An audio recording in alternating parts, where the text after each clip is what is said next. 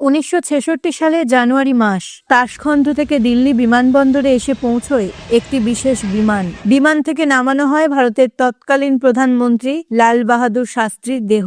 পরিবার, উচ্চপদস্থ আমলা ও সংবাদ মাধ্যমের সামনে সেই দেহ দেখেই এক অস্বস্তিকর পরিস্থিতির সৃষ্টি হয়। প্রত্যক্ষদর্শীদের মতে শরীর নীলচে, মুখে অস্বাভাবিক ছাপ এবং কপালের দুপাশে সাদা দাগ দেখা যাচ্ছিল। এই দৃশ্যই শাস্ত্রীজির মৃত্যুকে ঘিরে প্রথম বড় প্রশ্ন তোলে তার পরিবারের মনে। এই প্রসঙ্গে বলে রাখা উচিত, প্রয়াত প্রধানমন্ত্রীর পুত্র সুনীল শাস্ত্রী জানান, বাবার মৃত্যু রহস্য উন্মোচনে গোপন ফাইল প্রকাশের জন্য তিনি 3 প্রাক্তন প্রধানমন্ত্রীর কাছে বারবার অনুরোধ করেছিলেন। শাস্ত্রীর মৃত্যুর পরেই ভারত সরকারের পক্ষ থেকে দ্রুত জানানো হয়, আচমকা হৃদরোগে আক্রান্ত হয়েই লাল বাহাদুর শাস্ত্রীর মৃত্যু হয়েছে। এই ব্যাখ্যাই আজ পর্যন্ত সরকারিভাবে স্বীকৃত।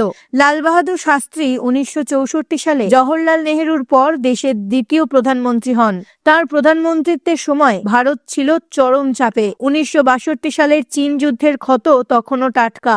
অর্থনৈতিক সংকট ও খাদ্যাভাব সাধারণ মানুষের জীবন কঠিন করে তুলেছিল। এর মধ্যেই 1965 সালে শুরু হয় ভারত পাকিস্তান যুদ্ধ। সেই সময় দেশের মনোবল ধরে রাখতে শাস্ত্রীজি উচ্চারণ করেন ঐতিহাসিক স্লোগান, জয় জওয়ান জয় কিষান। যুদ্ধবিরতির লক্ষ্যে শেষ পর্যন্ত 2 দেশ আলোচনা করতে রাজি হয়। সিদ্ধান্ত হয় চুক্তি হবে নিরপেক্ষ জায়গায়। সোভিয়েত ইউনিয়নের তাশখন্দে 1966 সালের 10ই জানুয়ারি স্বাক্ষরিত হয় ঐতিহাসিক তাশখন্দ চুক্তি। যুদ্ধের অবসান ঘটে। এর ঠিক পরের রাতেই রহস্যজনক ঘটনা। সরকারি বিবৃতি অনুযায়ী চুক্তির পর হোটেলে ফিরে রাতের খাবার খাওয়ার পর শাস্ত্রীজি হৃদরোগে আক্রান্ত হন এবং অল্প সময়ের মধ্যেই তার মৃত্যু হয়। কিন্তু এই ঘটনাকে ঘিরে একাধিক প্রশ্ন উঠে আসে। প্রথমত, ময়না তদন্ত না হওয়া। প্রধানমন্ত্রী মারা যাওয়ার পরেও কেন কোনো পোস্টমর্টেম করা হয়নি, এই প্রশ্ন বহুবার উঠেছে।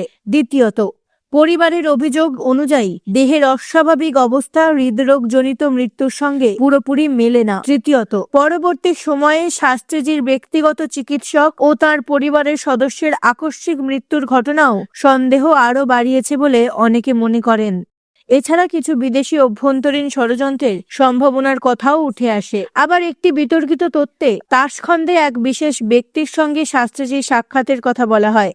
তবে এসব দাবির কোনোটি আজ পর্যন্ত প্রামাণ্যভাবে প্রমাণিত হয়নি। সব মিলিয়ে লাল বাহাদুর শাস্ত্রীর মৃত্যু নিয়ে সরকারি ব্যাখ্যা একটাই, হৃদরোগ। কিন্তু প্রশ্ন ও সন্দেহের পরিধি রয়ে গেছে বিস্তৃত। পরিবারের দাবি বহু দশক পেরিয়ে গেলেও এই মৃত্যুর পূর্ণাঙ্গ ও সর্বজন গ্রাহ্য ব্যাখ্যা আজও সামনে আসেনি। ফলে ভারতের ইতিহাসে লাল বাহাদুর শাস্ত্রীর মৃত্যু রয়ে গেছে এক অমীমাংসিত অধ্যায় হিসেবে।